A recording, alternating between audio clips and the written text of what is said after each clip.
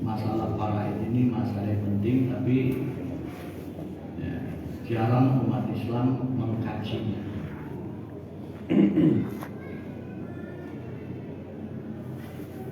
Terperincinya Allah menetapkan bagian kepada ahli waris secara eksak, seperdua, 2/3, 1/4,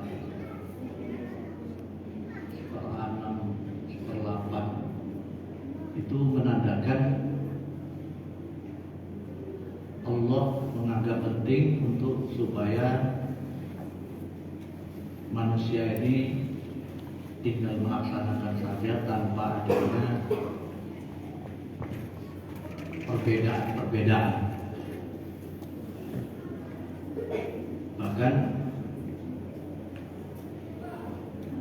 rasanya para mujtahid tidak perlu lagi mengadakan semacam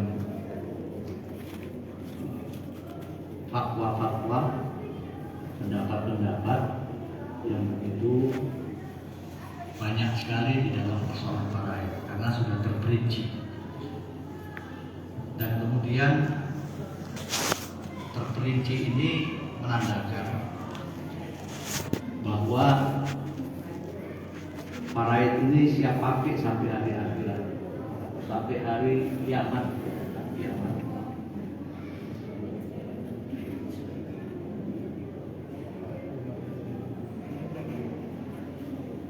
Kewajiban membagi harta faraid itu sudah jelas, sudah saya sampaikan. Quran surah An-Nisa ayat 7, bahkan hadis Rasul mengatakan aqsimul mal dan faraid bi kitabillah.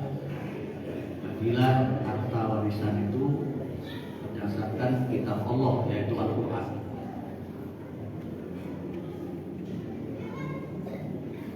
Kapan dibagi harta warisan? Kalau menurut hukum berdasarkan Al-Quran, bahwa faraid itu terjadi setelah kematian. Tidak ada faraid kalau tidak ada kematian.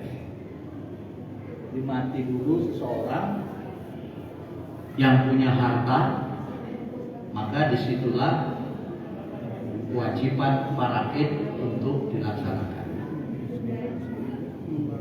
Loh, Pak, kalau sebelum mati dibagi bagaimana?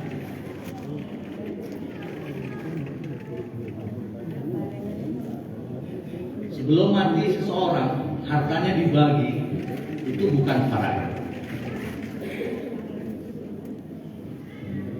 tapi itu hibah atau pemberian saja sebagai seorang tua kepada anaknya, sah-sah saja. Tapi sebagai orang tua juga harus menyadari bahwa selama dia hidup, ya kalau hartanya banyak itu kecuali ya. Tapi kalau hartanya pas-pasan selama hidup, dia itu kan masih butuh dengan harta untuk berinfak, untuk nafkah dan sebagainya. Jadi kalau ini dihibahkan seluruhnya kepada ahli waris, maka orang tua itu atau yang punya harta itu nggak punya lagi kalau sudah hibah. Karena hibah itu pemindahan hak dari orang tua kepada anak.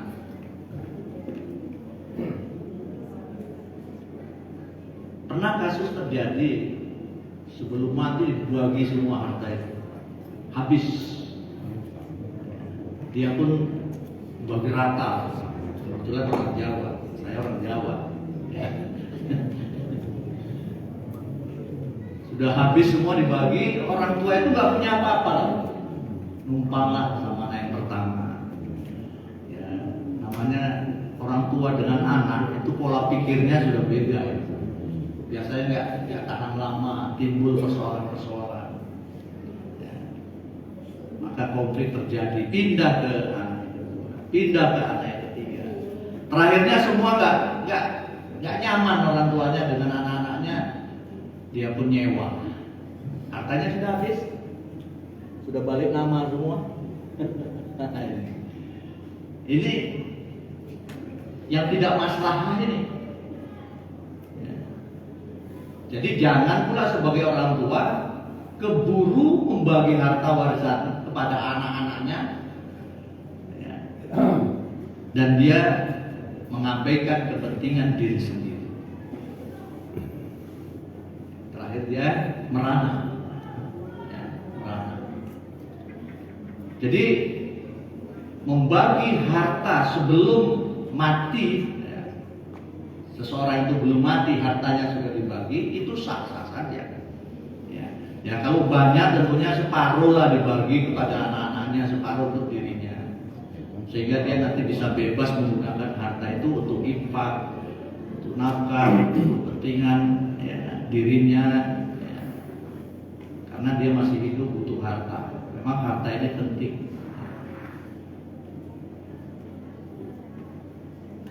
Kemudian setelah mati, tadi saya katakan setelah matinya seseorang baru faraid terjadi. Makanya perlulah orang-orang tua, tentunya di kalangan warga Muhammadiyah, memberikan pemahaman lah kepada anak-anak, anak cucu kita yang bakal kita tinggalkan. Setidaknya mereka itu mengerti hak-hak terhadap harta orang tuanya. Jangan setelah kita meninggal di situ muncul konflik antara anak-anak kita. Dan ini banyak terjadi. Sudah pernah saya katakan, sebelum meninggal orang tua, kita merasa aman-aman saja itu sebenarnya harta itu. Tapi setelah meninggalnya orang tua, disitulah anak-anak itu merasa berhak untuk memiliki, sehingga mungkin karena keimanannya, kesadarannya, ilmunya cukup di situ. Dia pun berusaha dengan sekuat tenaga berbagai cara untuk menguasai harta. Bahkan bagi mereka yang tidak memiliki keimanan itu, memakan harta di antara mereka itu dengan cara batil, sah-sah saja. Makanya Allah mengatakan wala taqulu amwalakum bainakum bil batil wa tudlu biha ila hukam litaqulu fariqam min amwalin nas bil ismi wa tuqam. Jangan sekali-kali kamu memakan harta di antara kamu, termasuk di dalam keluarga itu. Tidak boleh. Kalau sudah orang tua kita meninggal harus menjaga. Nah ini di sini kadang-kadang jadikan kesempatan, karena mungkin di antara ahli waris itu belum dewasa, belum tahu. Pada saat itu digunakan kesempatan sama yang tahu, yang lebih tua, dimanfaatkan harta waris untuk kepentingan dirinya atau kelompoknya, karena di keluarga itu mungkin buat kelompok-kelompok. Sehingga ketika dia dewasa, dia menanyakan, mana bagian saya? Ini selalu terjadi. Memang manusia ini kalau sama harta itu luar biasa. Memang harta itu begitu menggoda, menggoda.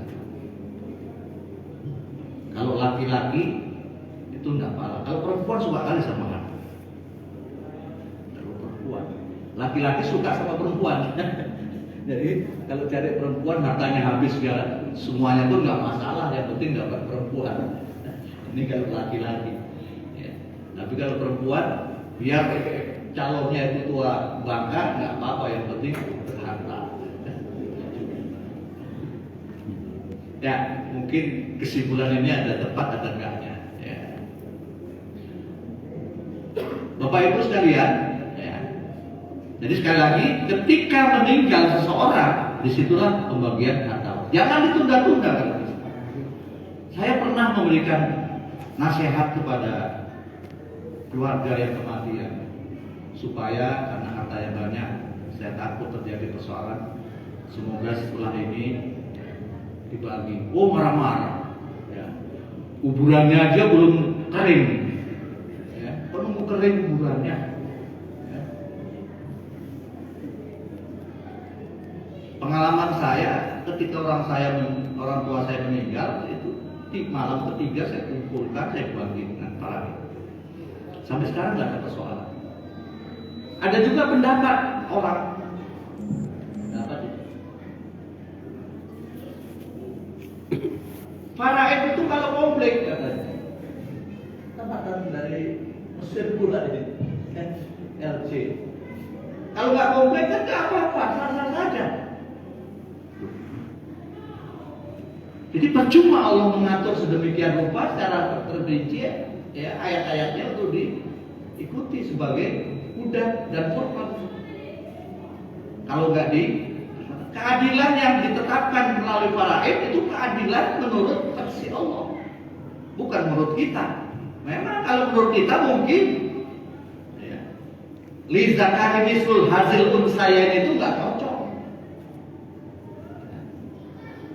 Tapi kalau dikaitkan dengan tanggung jawab sesuai kali. Saya sebagai anak laki-laki, adik saya perempuan, ya, meninggal orang tua saya mamanya harta 3 miliar, saya dapat 2 miliar, adik saya perempuan dapat 1 miliar. Yang banyak-banyaknya supaya enak. Kalau sedikit-sedikit kan 100 ribu kan gak enak, miliar. Walaupun kita nggak pernah punya, mungkin. Ya. Yang 1 miliar itu hak adik saya secara mutlak. Yang 2 miliar saya dapat itu bukan punya saya sendiri. Saya berkewajiban untuk menghidupi keluarga, anak dan sebagainya. Jadi istri itu berhak dapat warisannya. Mintalah, karena dia berhak untuk dikasih nafkah.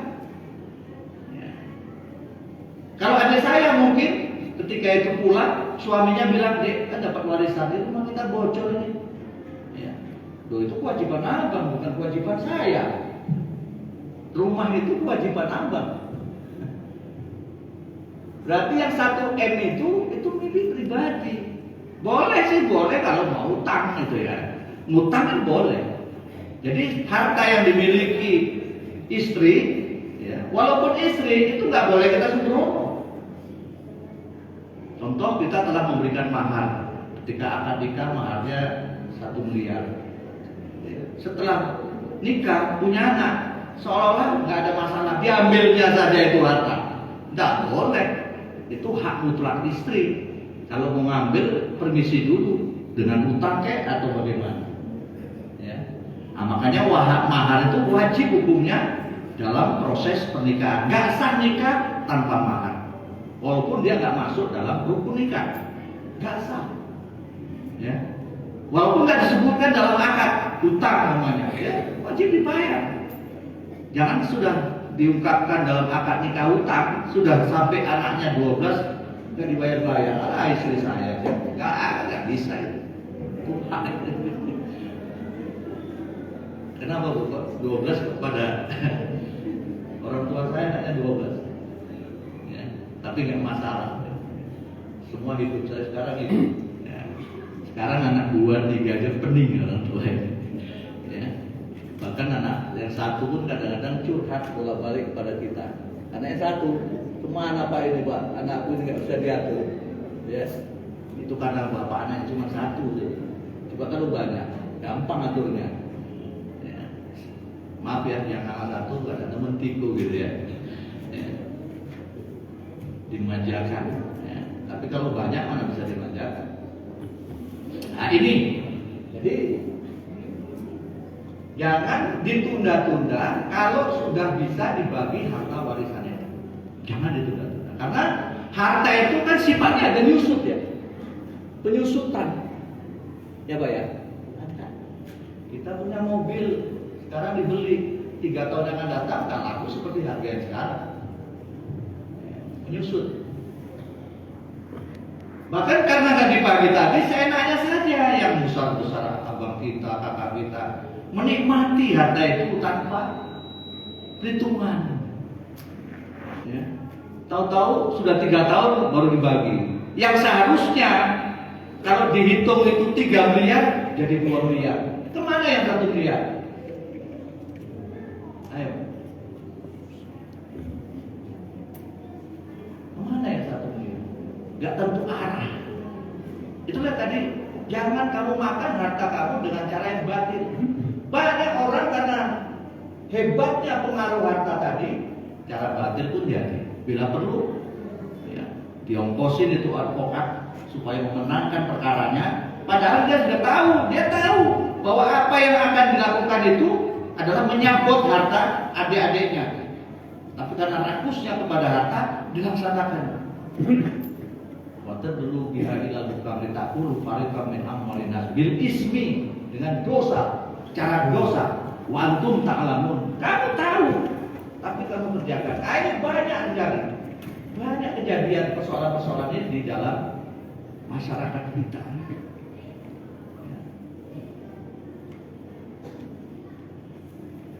Ya, kemudian ada hal-hal yang perlu dipahami. Apa yang menyebabkan terjadinya waris mewarisi? Yang pertama tentunya waris mewarisi itu disebabkan karena kekerabatan, karena darah. Ya, jadi seorang ayah punya anak, ya, cucu, atau ayah punya ayah juga, nah itu namanya kerabat yang dilahirkan dari mereka.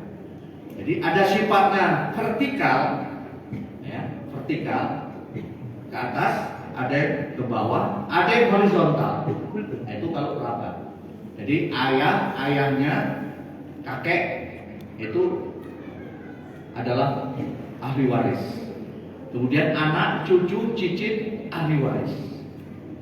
Saudara laki-laki, saudara perempuan horizontal, ahli waris. Ya. Tapi apakah semua dapat? Ya enggak. Ya. Nah, itulah perlu dipelajari. Karena yang dapat itu hanya orang-orang yang dekat dengan si mati, yang paling dekat. Ya. Zonanya itu dekat.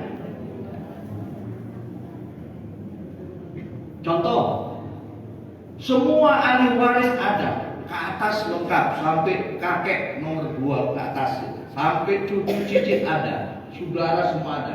Itu yang dapat cuma 5. Cuma 5 saja. Yang pertama adalah suami atau istri. Keduanya ini kalau meninggal, ya. Suami kalau meninggal istrinya, istri kalau meninggal suami. Yang kedua, ayah kandung si mati. Ketiga, ibu kandung si mati. Yang keempat, anak laki-laki si mati. Yang kelima, anak perempuan si mati. Kalau ini ada, maka semuanya itu terhalang, terhijab. Jadi hijab ini juga ada hijab hirman, ada hijab hudson. Memang perlu pelajari, memang kalau nggak dipelajari kita nggak tahu. Ya. Jadi ini adalah, dan mereka tetap berhak kecuali ada hal-hal peristiwa yang dilakukan. Contoh, ya, seorang anak akan terhalang tidak mendapat harta warisan karena dia membunuh ayahnya. Nah, ayahnya udah tua nggak mati-mati, anaknya ini kepingin harta, ya, diracunnya bapak, ketahuan dia. Nah, ya. Maka pembunuh tidak akan mendapat harta warisan. Mungkin kasus ini ada juga ini. Yang kedua, beda agama. Ya.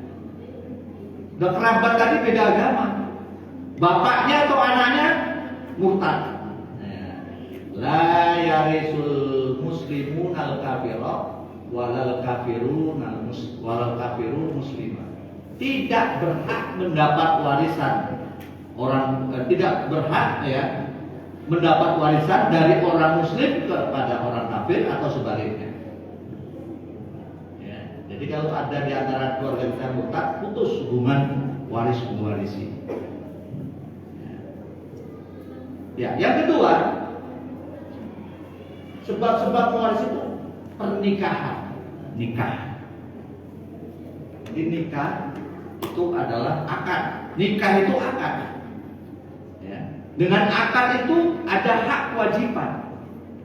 Aku terima nikah ini, maharnya 5 juta rupiah, hutang. Ya. Kalau hutang sah nikahnya, ya. Sah. Ya. Seandainya ini terjadi, umpamanya, saya menikah kepada seorang perempuan kaya, yang kaya raya, miliarder. Ya. Akad nikah saya terima nikah ini maharnya 100 juta rupiah. 100 juta rupiah itu pasti dikasih sama perempuan itu. Saya miskin ya. Bisa aja kan terjadi, ya. Kan bisa. Dia kasih untuk mahar kepada saya. Kan sudah milik saya duit itu kan. Saya kasihkan lagi sebagai mahar. Kan sah itu. Ya. Setelah akad nikah selesai, dianggap sah. Bilangan detik mati istri saya itu, jantungan. Kebetulan belum punya anak. Kalau belum punya anak, maka saya dapat setengah bagian. Yang ditinggalkan 10 miliar pula, Pak. Dapat 5 miliar. Dengan akad nikah saja dapat. Makanya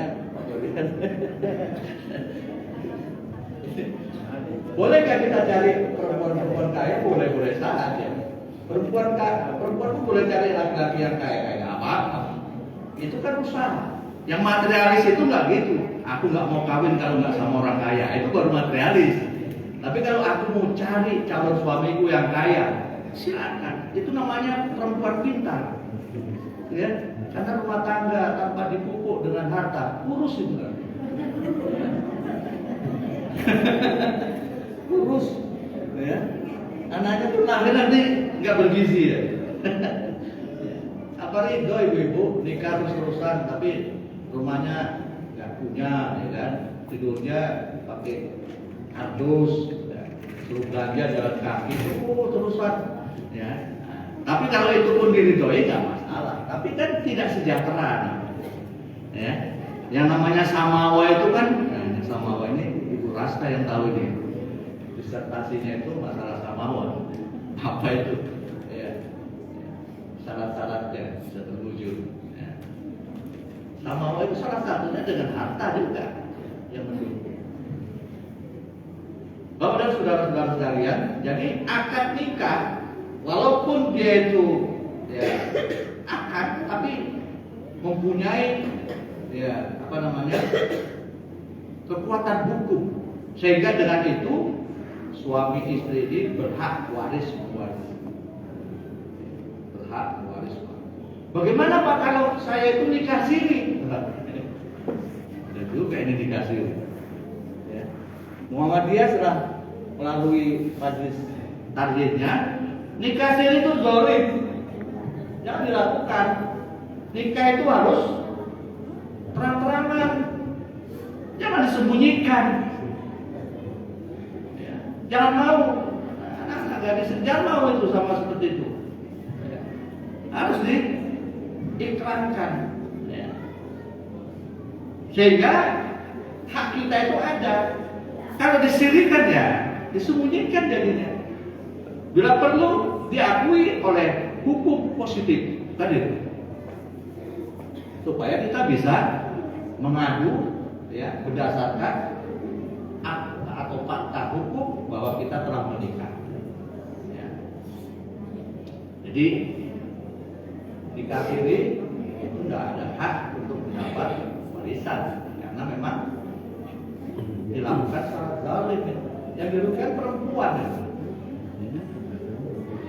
Wanita yang sudah dinikahi tapi ditalak dalam suasana iddah berhak waris. Iddah. Nah, ini kajian persoalan ini pun kadang-kadang umat Islam nggak tahu iddah. Ada iddah hamil, ada iddah orang istri yang masih aktif haid, ada iddah kematian suami, ada iddah ya menopause. Karena ada orang Islam yang sudah ditalak, yang talak istrinya itu ya sudah bertahun-tahun dipakai lagi. Nah ini kan nggak betul itu, ya. Nggak betul. Memang kalau sekarang kita kaitkan dengan hukum positif, nggak sah talak itu tanpa di depan hakim, nggak sah. Jadi di rumah itu mentala istrinya nggak sah menurut hukum positif ya. Tapi ini kan sebenarnya membela kaum wanita ini. Ya. Sahnya talak apabila di depan pengadilan. Jadi Bapak dan saudara-saudara sekalian, yang pertama tadi karena kerabat, yang kedua karena pernikahan, maka berhaklah di antara mereka untuk saling waris mewarisi. Jadi istri berhak mewarisi suaminya kalau meninggal. Kalau meninggal suaminya belum punya anak, maka si istri mendapat seperempat. Tapi kalau suaminya punya anak, maka istri mendapat setengah. Nah, itu kan eksakta ya, pembagian yang pasti.